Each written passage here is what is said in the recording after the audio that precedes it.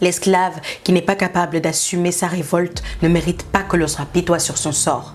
Cet esclave répondra seul de son malheur s'il se fait des illusions sur la condescendance suspecte d'un maître qui prétendrait l'affranchir.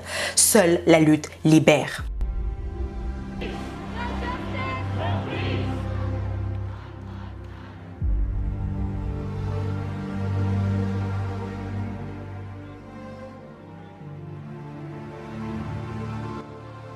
Ils nous ont dit, ta couleur de peau noire est laide, sale, méprisable, indigne et ont créé des préjugés, des complexes qui se sont répandus dans le monde entier et qui persistent jusqu'aujourd'hui avec certains qui se blanchissent encore la peau pour ressembler à ceux qui les ont opprimés. Ils nous ont dit que cette même peau noire aux 50 nuances degrés, forte en mélanine qui nous protège du soleil, des chaleurs d'été, cette mélanine qui recherche dans les cabines de bronzage ou encore l'été pour avoir le teint hâli, cette même mélanine qui désigne notre identité, cette identité qui est tant recherchée, mais qui est traquée depuis la nuit des temps à travers plusieurs crimes contre l'humanité. Alors que nous voulons espérer vivre, survivre et avancer. Ils nous ont dit tes cheveux crépus sont sales, moches et certainement une insanité. Et certains d'entre eux l'ont même comparé à un palais de chiottes pour mieux le stigmatiser. Car trop imposant ou pas assez formel, ou professionnel comme en Guadeloupe dans le lycée Bel Air, ou même pour un simple poste dans une entreprise pour un job alimentaire. Ils nous ont dit que ce même cheveu qui nous protège contre la chaleur du climat africain et des rayons UV, ce même cheveu qui avait une place importante et fondamentale dans la société noire depuis les anciennes civilisations entre le royaume de Kemet ou de Couche, ce même cheveu qui était signe d'esthétisme mais aussi de richesse, qui permettait par exemple de faire la distinction entre les différents peuples, leur âge, leur statut marital. Ils nous ont dit que ce même nuage de cheveux que nous portons si bien et dans lequel ils aiment mettre leurs doigts, pour rigoler, disent-ils, ou juste pour taquiner. Et qu'on doit aujourd'hui, au 21e siècle, à travers le mouvement des années 70, Nappy, Natural and Happy, nous battre pour le revaloriser. Et puis, ils nous ont dit que ce même corps hyper sexualisé dans les films du siècle dernier, sans oublier l'histoire de Sarah Baartman en 1789, qui a été dénigrée. Ils nous ont dit tes lèvres, ton postérieur sont opulents, hideux et disproportionnés. Mais aujourd'hui, ils mettent du botox pour nous ressembler. Ils nous ont dit par contre, ton nez est épaté et il laisse à désirer.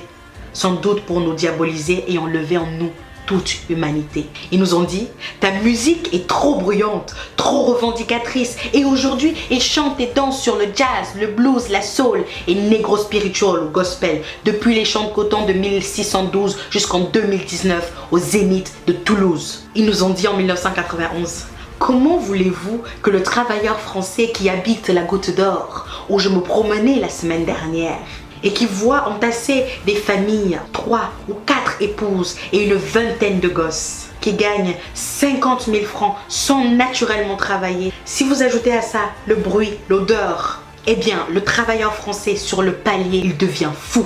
Ils nous ont dit que ce n'était pas raciste que de dire cela.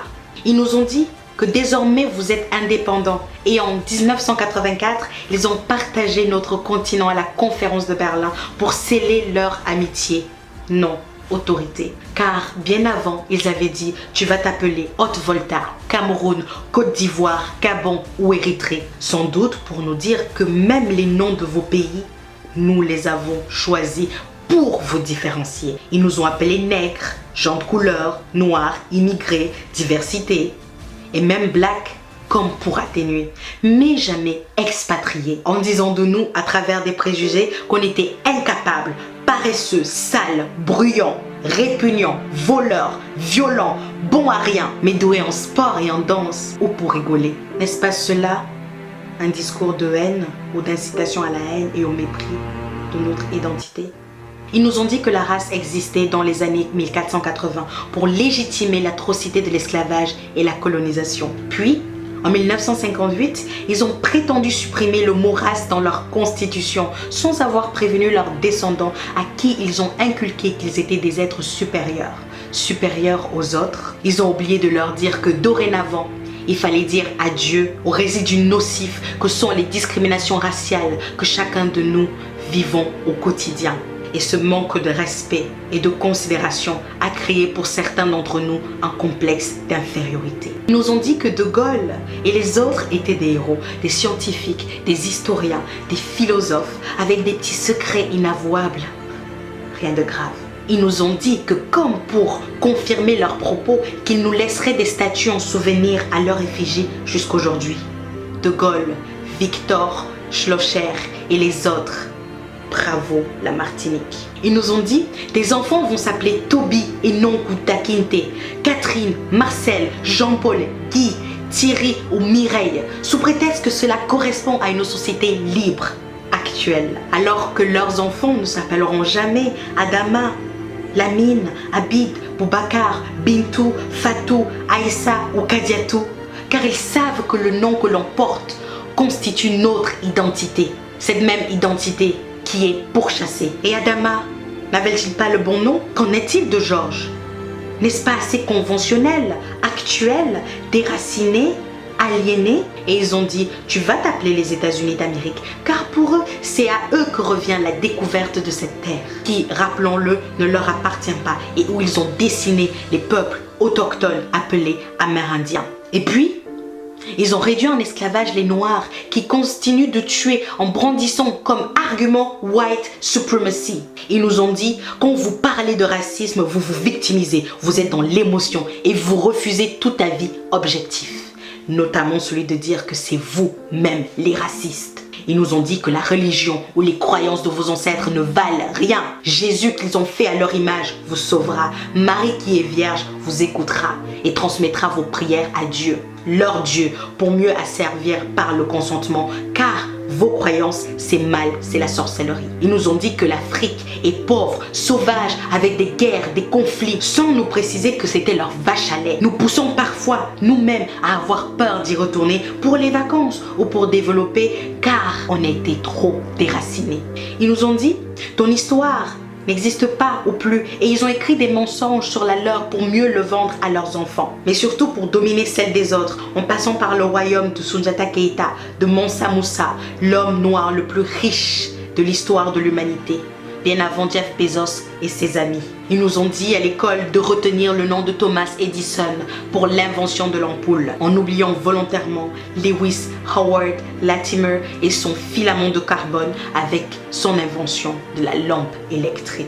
Ils nous ont dit que l'Égypte antique de Toutankhamon, Ramsès, Khéops, mais aussi Hotep, scientifiquement prouvé noir, était une thèse complotiste. Et que la terre des Noirs, traduit par Kemet, ne prouvait rien, malgré la forte ressemblance des traits physiques des Noirs aux statues égyptiennes. N'oublions pas les nez cassés. Et puis ils ont dit que Yoyot, Jean Yoyot, leur égyptologue de tous les temps, lui et lui seul détenait la vérité sur l'histoire de l'Égypte. Mais que le travail de Cheikh Anta Diop est une imposture, car c'est à eux de choisir comment s'écrit notre histoire. Ils nous ont dit, nous allons garder vos objets d'art dans nos musées pour qu'ils ne soient pas détruits ou gaspillés, comme avec l'os d'Ishango du Congo, la preuve la plus ancienne de l'utilisation du savoir des mathématiques dans l'humanité et qui a été initiée par les Noirs.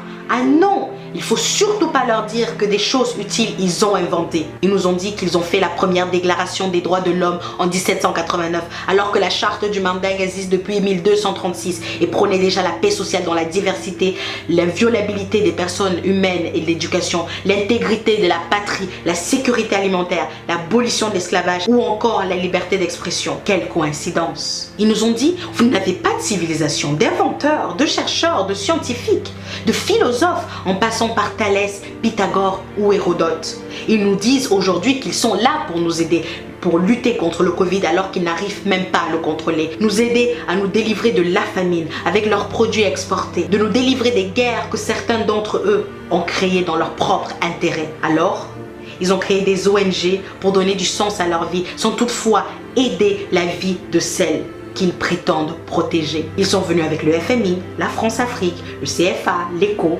et même le UN aujourd'hui. En toute sincérité, ils nous ont dit, et on y a cru pendant des siècles et des siècles jusqu'au 21e. Sincèrement, éperdument, naïvement, on s'est laissé convaincre et on a accepté ces mensonges. Et aujourd'hui, On nous traite de complotistes lorsqu'on veut rétablir l'histoire qu'ils ont falsifiée. Sommes-nous si faibles? Avons-nous oublié les recherches de Cheranta Diop sur l'Égypte antique noire et leurs prouesses mathématiques, arithmétiques, scientifiques, agricoles et en médecine et en architecture, en littérature mais aussi en politique? Avons-nous oublié Madiba Mandela, Angela Davis, Thomas Sankara, Rosa Parks, Patrice Lumumba, Martin Luther King, Myriam Makeba, Malcolm X, Aimé Césaire et tous les autres? Et puis à moi, ils m'ont dit, ça y est, tu as la nationalité. Comme Adama Traoré, ta vie va changer. Et mes origines les ont toujours obsédées. Ils m'ont dit, il faut t'intégrer. Je me suis exécutée et j'ai parfois oublié mon passé. Ils m'ont dit, oublie ton passé pour avancer, alors que c'était juste pour me manipuler. Ils m'ont dit, arrête de parler, de te victimiser. C'est mieux ici comparé aux États-Unis. Chez nous, il y a l'égalité, du moins sur le papier. Ils m'ont dit, ta coiffure ne convient pas au poste. Je suis allée défriser, tisser, les cacher. Ils m'ont dit, ton accent est trop prononcé. J'ai commencé à whiteiser. Ils m'ont dit, ton nom n'est pas assez francisé. J'ai pensé à le changer. Non, je ne l'ai pas fait. Mon prénom l'avait déjà été. Ils m'ont dit, ta couleur est trop foncée. Mais comparé aux autres, ça va, pour se moquer. Ils m'ont dit, il te faut un diplôme. Et je suis allée jusqu'en Chine pour étudier. Ils m'ont dit, il te faut de l'expérience. Et je suis allée travailler. Ils m'ont dit, il te faut du réseau, de la connexion. Je suis allée chercher. Et puis ils m'ont dit, je suis dans le regret de t'annoncer que nous ne ferons pas suite à ta candidature, car malgré tout l'intérêt que nous portons à ton profil, parfois trop qualifié, ce dernier a été refusé, sans même me dire désolé. Ils m'ont dit liberté, égalité, fraternité. J'ai voulu y croire parce que cela sonnait juste, mais quelle naïveté. Et enfin, ils nous ont dit beaucoup de mensonges, avec un petit mot d'accompagnement, rentrez chez vous. Et ça au moins, c'était vrai. Chers amis, chères sœurs, chers frères, chers pères, chères mères, pour que la vérité et le respect, la cohésion, la paix, pour que le Black Lives actually matter, il va falloir qu'on se réapproprie notre histoire, qu'on la transmette à nos enfants comme la Chine le fait avec les siens pour la réhabiliter. Il va falloir qu'on apprenne que le communautarisme qu'il pointe du doigt, c'est pour nous éloigner de la force économique qui va nous mener à cette dignité tant quémandée. Il va falloir consommer noir ou buy black. Cela va nous faire avancer. Il va falloir rentrer en Afrique comme ils le disent, rentrer chez vous pour que le continent soit enfin développé. Il va falloir qu'on se réapproprie nos terres que la Chine achète par milliers pour ne pas se retrouver expropriés. Il va falloir qu'on construise notre identité sans oublier notre passé. Il va falloir qu'on se réapproprie notre économie avec l'aide d'investir au pays. Il va falloir qu'on ait l'estime de nous-mêmes avec les vidéos de Mukwesa, Grandeur Noire, Pensée Kamit, Lenny Muga, Kemi Seba, mais aussi Crazy Sally et Soudei. Il va falloir comprendre la politique pour s'asseoir en tant qu'égal face à l'Asie. Je parle de la Chine. Il va falloir tous les jours appliquer ce qui a été dit pendant les rassemblements d'Adama et de George, car ce n'est pas fini. Il va falloir améliorer notre image comme le font les pays asiatiques en faisant du storytelling ou du marketing. Il va falloir s'insurger face à nos gouvernements qui laissent perdurer ce mépris. Il va falloir dénoncer, mais il faudra agir aussi. Il va falloir qu'on garantisse à nos enfants, aux enfants de nos enfants, un monde dans lequel ils puissent vivre égaux et libres, à moins que vous vouliez que The Doll Experience se répète sans fin à l'infini. Il va falloir qu'on leur dise qu'il faut qu'ils soient fiers de cette couleur ébène avec plusieurs nuances et coloris. Il va falloir détruire les chaînes mentales. Il faut que ce soit définitif. Il va falloir leur répéter tous les jours qu'ils sont beaux, forts, brillants, intelligents, courageux et créatifs. Il va falloir leur dire qu'ils ne doivent laisser personne décider de qui ils sont ou doivent être dans cette humanité parfois racisée. Il va falloir leur dire que personne ne fait le choix d'être noir ou blanc car ce sont des couleurs créées pour diviser. Il va falloir se demander si nous allons continuer d'accepter qu'ils nous dictent notre conduite et surtout qu'ils nous autorisent cette liberté ou allons-nous l'arracher. Il va falloir être prêt car ça va être difficile. C'est un combat qu'ensemble nous allons, main dans la main, gagner pour que le racisme ordinaire, institutionnalisé, systémique, étatique ou ethnique soit enfin dans ce monde éradiqué. Il va falloir arrêter de nous plaindre pendant une semaine et puis retourner à nos seules filles. Plouf! Lutte oubliée. Et enfin, il va falloir se demander, et si c'était moi? Au tête.